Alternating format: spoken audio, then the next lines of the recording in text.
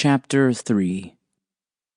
I'm panting by the time I get to the holding pen, which is actually a rather nice cabin at the edge of town. With every step, I'm praying that I won't be too late. I'm so desperate, I don't even stop to knock, but throw open the door and burst inside. He's bending over the table, writing something on a piece of paper. At the sound of my entry, he straightens and looks at me. Our eyes meet, and it's even harder to breathe. I'm expecting him to say something about my rude entrance, but he says nothing. Up close, I can see that my dreams weren't too far off from reality. He really is a few inches taller and more toned. He really does have hair that hangs like a sheet of silver to his waist, and eyes... Well, the eyes I got completely wrong. The color is more intense than I remembered, more blue than silver, and not cold at all. In fact, they're burning. I have no idea what to say. I have no idea what I'm even doing here. As if my voice breaks a spell, he moves like liquid silver, and before I know what's happening, I'm in his arms and he's kissing me. It's a rough, desperate kiss, and it takes what little breath I had left away. After the initial resistance born out of shock, I give myself up to the kiss. I've never been touched in this way, never been made to feel like this by any other person, and I'm lost. My heart is hammering in my chest, partly with fear and partly with desire. My hands clutch at his shirt. I don't know what to do with them. As he'd done in my dreams, he growls, "Surrender to me." And, like I did in the dream, I let my head fall back, baring my throat in silent acquiescence. I groan when his lips touch my jaw, move down, nipping, licking, kissing. Oh, gods, this is so different to a dream. This is real. This is... Stop. I push him away, gasping. Please. What's wrong? I haven't. I've never... I take a deep breath and press on in a rush.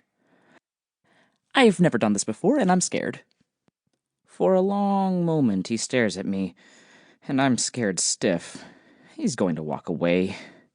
I'm scared that I've pushed him away altogether. I want to tell him to come back, that I'll do whatever he wants, that I'll... But I can't speak. All I can do is stare into those beautiful blue eyes and try to make him see the way I feel with mine. A slow smile creeps over his face, and he reaches out his hand, laying it against my cheek, the skin cool and pale. He draws me closer, and I let him, breathing hard and fast. "I'll never hurt you," he says in a soft, throaty murmur. "I hope you believe that. I'll never do anything to hurt you. Do you believe me?" "Yes, I believe you." His hand in mine, he skirts me close to the door, locks it, and draws me across the floor to the one bedroom. Before we cross the threshold, he looks into my eyes.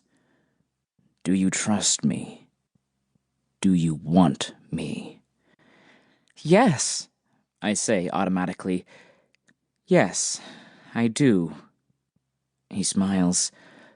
"Wait," I say, resisting his pull. He cocks his head to the side and query, "I don't know your name." The smile widens again. My name is Arya. You're not a lone wolf, are you? He looks surprised, but not as surprised as I am. Why did I say that?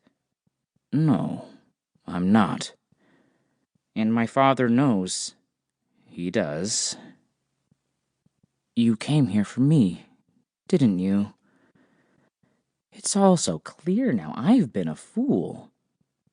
I did. But I asked your father for you formally, and he turned me down. Formally. He told me you are too precious to be bartered like goods. He said that if you're meant for me, you'd come to me. And if you did, I'd have his permission to take you. Take me? Where? Wherever you desire. Not giving me a chance to verbalize the chaotic thoughts coursing through my mind, he tightens his grip on my hand and draws me across the threshold. It's cool and dim in here. The curtains are drawn across the windows. Arya closes the door behind us, and we are absorbed into the dimness. When he takes me into his arms, I lay my head on his shoulders, and he runs his hands up and down my backsides. It feels so good and so strange. I realize that I'm smelling something different, something I've never smelled before, and it takes me a little while to realize that it's him, that it's the most wonderful, intoxicating. Oh, gods, you smell so good. I can't see it, but I can sense him smile. Pushing me gently away, he slowly pops the buttons on his waistcoat and lets it slide down his arms and onto the floor. My mouth gapes, and I watch in shocked wonder as he tugs at the laces of his shirt, then raises his arms and tugs it over his head, letting it pool in a puddle of white silk at his feet. His chest and shoulders are strong and muscular, and the silver-white fur on his chest and belly look as silky soft as his hair. My hands are itching to reach out to touch it, but something holds me back. Moving his hands downward, Arya undoes the thongs that cinch his trousers, and soon they too are discarded on the floor. I don't see them. I don't see anything but the beautiful body that has been revealed by the loss of clothing. I've seen other men's dicks. Of course I have. But none like this. None as beautiful as this. None I've wanted to touch so badly.